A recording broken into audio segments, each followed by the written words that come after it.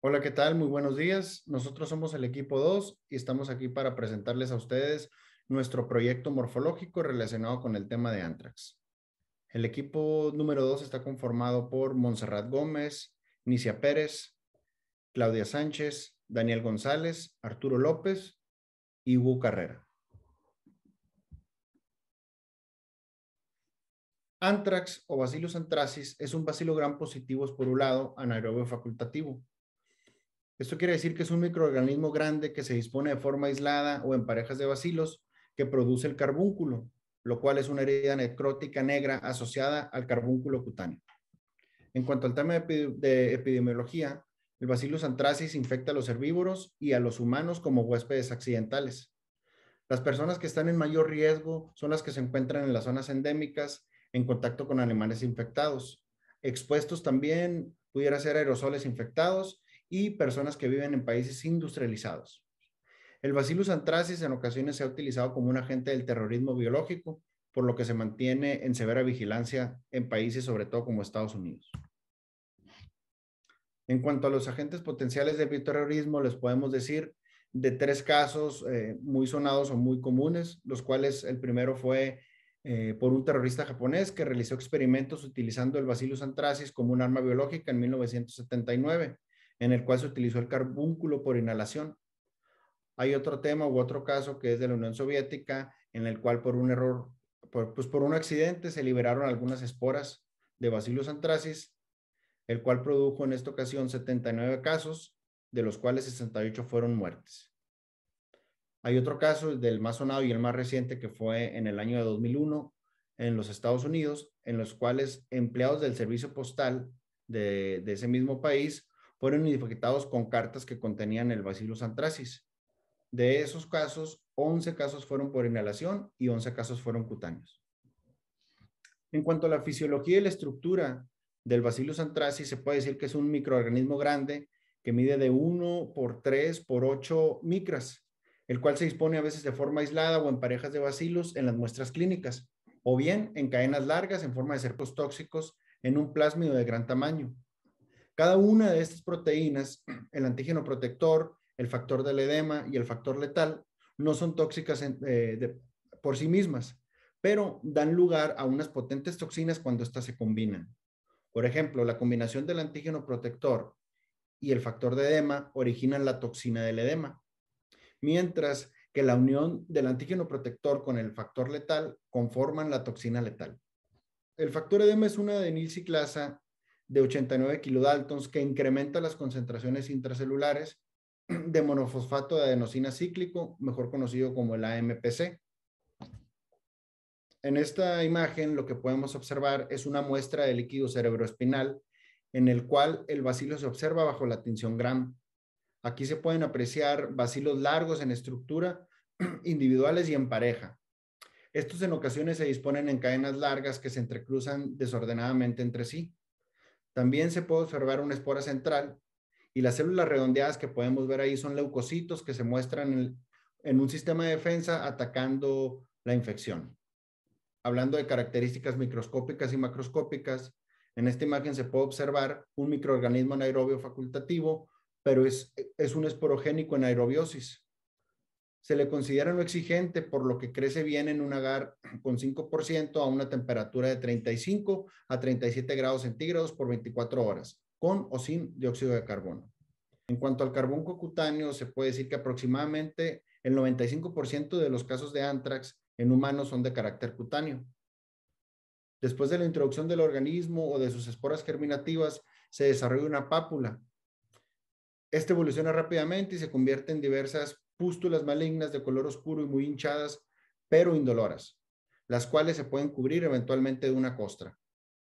El organismo puede invadir los ganglios linfáticos locales y posteriormente al sistema circulatorio general, lo cual puede provocar una septicemia mortal.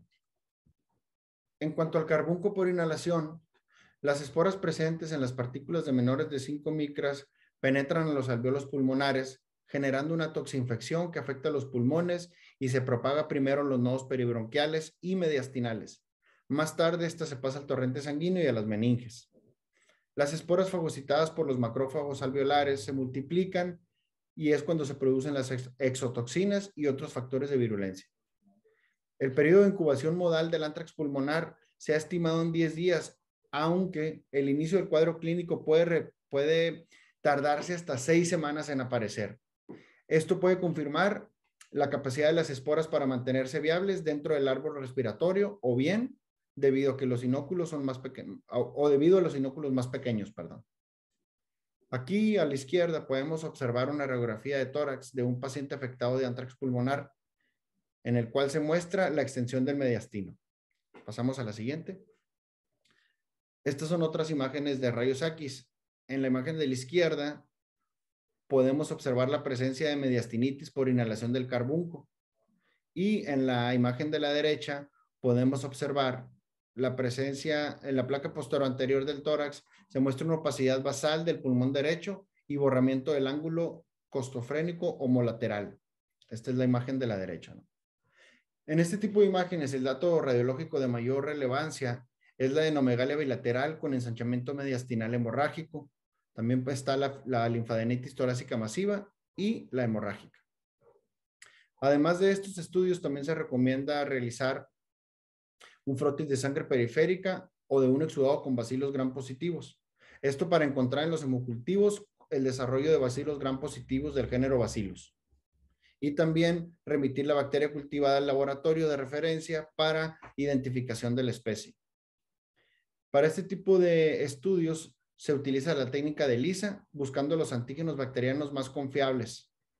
Para titular los anticuerpos séricos contra el anthrax, el antígeno que más se utiliza es el antígeno capsular y los componentes de la exotoxina. Pasamos a la siguiente. Hablando del carbunco intestinal, cuando los microorganismos invaden la porción superior del tubo digestivo, se forman úlceras en la boca o en el estómago, lo cual comporta un aumento de las linfadenopatías regionales del edema y la septicemia. En esta imagen podemos observar el anthrax intestinal, donde se puede observar la necrosis hemorrágica del ciego o del ilion terminal. Esta es una imagen de un paciente de 42 años que había ingerido carne de vaca mal cocida. El animal falleció a los días a causa del carbunco, confirmado por cultivo del agente causal. Ahora, hablando específicamente del tratamiento para el anthrax cutáneo o complicado, el tratamiento de elección es la penicilina oral y en caso de resistencia se puede añadir ciprofloxacina. En pacientes alérgicos a la penicilina se puede recurrir al cloranfenicol, la eritromicina, la tetraciclina o la ciprofloxacina. Al afectar la cabeza o con edema extenso y signos de ataque sistémico, el tratamiento es intravenoso, combinando la penicilina con la gentamicina o la diodorostreptomicina. En los niños solamente se puede administrar penicilina a dosis altas, eritromicina y el cloranfenicol. Los corticosteroides en algunos casos también se administran y también la reposición de líquidos perdidos. Como un dato adicional, las tetraciclinas en el embarazo no pueden utilizarse. Pasamos a la siguiente, por favor. En cuanto a la prevención, las esporas del Bacillus anthracis son muy resistentes a diferentes técnicas de esterilización, como lo son el calor, la luz solar, la sequía y a otros muchos desinfectantes. Por lo que es recomendable calentar los instrumentos a una temperatura de 95 grados centígrados durante 24 horas, hervirlo por 30 minutos o limpiarlo al vapor en una máquina autoclave a 120 grados centígrados durante 20 a 30 minutos para matar las esporas del anthrax. Los indicadores biológicos son utilizados para validar procesos de esterilización en diferentes industrias. Son indicadores que determinan la letalidad de un proceso de esterilización. Por lo general, un indicador biológico está compuesto por un preparado de esporas de bacterias altamente resistentes al método de esterilización utilizado. Estas esporas son utilizadas como organismos prueba, los cuales se exponen al proceso de esterilización al mismo tiempo que los objetos a esterilizar. Las sustancias que pueden ayudar a destruirlos son el formaldehído o con una solución al 2% de glutaraldehído. Se recomienda la inmersión durante toda la noche. Se puede utilizar también una solución de hidróxido de sodio al 10% o en formaldehído al 5% en corrales y equipamientos. Para algunos casos también se ha recomendado el uso de hipoclorito de sodio. Existen 4 niveles de contención de los niveles de bioseguridad y prácticas de laboratorio y equipamiento para los grupos de riesgo, las cuales son las siguientes. La número 1 es el básico nivel 1, la número 2 es el básico nivel 2, le sigue la contención nivel 3 y le sigue la contención máxima nivel 4, donde pertenece el Bacillus anthracis, donde el equipamiento de bioseguridad en sus prácticas son de alta seguridad y resalta que se utilizan cámara de entrada con cierre hermético, salida con ducha y la eliminación especial de residuos.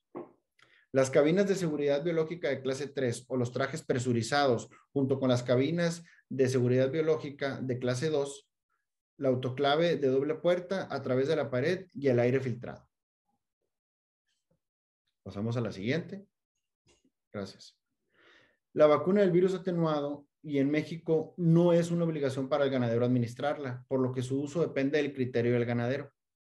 El manejo que se debe tener al encontrar casos de carbunco en el ganado, dices, es no manipular los animales con signos de estar enfermos.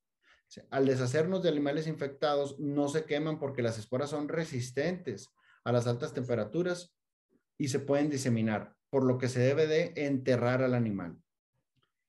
En el humano, los pacientes contaminados asintomáticos o expuestos a las esporas, se recomienda aplicar doxiciclina o ciprofloxacino por 6 semanas o más. La vacuna del antrax absorbida con hidróxido de aluminio contiene el antígeno protector obtenido del Bacillus anthracis cepa sterne y se administra por vía subcutánea en dosis de 0.5 mililitros. Esta se tiene que repetir a la segunda y a la cuarta semana y a los 6, 12 y 18 meses con refuerzo anual. En países como Rusia, esta vacuna se ha administrado desde hace años en una vacuna viva atenuada en animales y en los humanos. Pasamos a la siguiente. Hablando del factor letal, los principales factores de virulencia del Bacillus anthracis son el polipéptido capsular y la toxina de anthrax. La cápsula está compuesta por ácido poliglutámico que le confiere resistencia para la fagocitosis. En cuanto al antígeno protector, el anthracis debe su patogenicidad a una cápsula de poliglutamato y a las toxinas que éste produce, compuestas por 3 proteínas que actúan combinadas de a 2. Estas proteínas son respectivamente el antígeno protector, conocido por su uso en la elaboración de vacunas, el factor edema y el factor letal, como ya lo habíamos mencionado anteriormente. En cuanto a los diagnósticos de laboratorio, elevadas concentraciones de microorganismos en heridas, ganglios y sangre se detectan fácilmente. Esto se basa en la morfología de las células, que son bacilos gram positivos delgados. No aparecen esporas en muestras clínicas.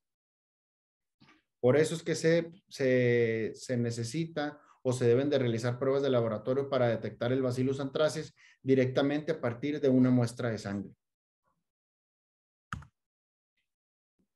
Y como diapositiva final y conclusión, podemos decir que el anthrax humano es la infección a menudo fatal que se inicia cuando las endosporas del Bacillus anthracis penetran al cuerpo por raspaduras en la piel, inhalación o ingestión. La forma clínica más común es el carbunco cutáneo, que generalmente es curable, aunque un porcentaje pequeño de estas infecciones de piel se hacen sistémicas y pueden ser mortales. Las infecciones pulmonares por inhalación de las endosporas tienen una letalidad cercana al 100% y la muerte se presenta pocos días después del inicio sintomático. El anthrax sistémico implica bacteriemia masiva y toxemia con hipotensión, choque y muerte fulminante, que se cree que sean resultados de la acción nociva de las exotoxinas secretadas por el bacilo del anthrax. Muy bien, de nuestra parte es todo y podemos proceder a la sesión de preguntas y respuestas. Agradecemos la atención a esta presentación. Muchísimas gracias.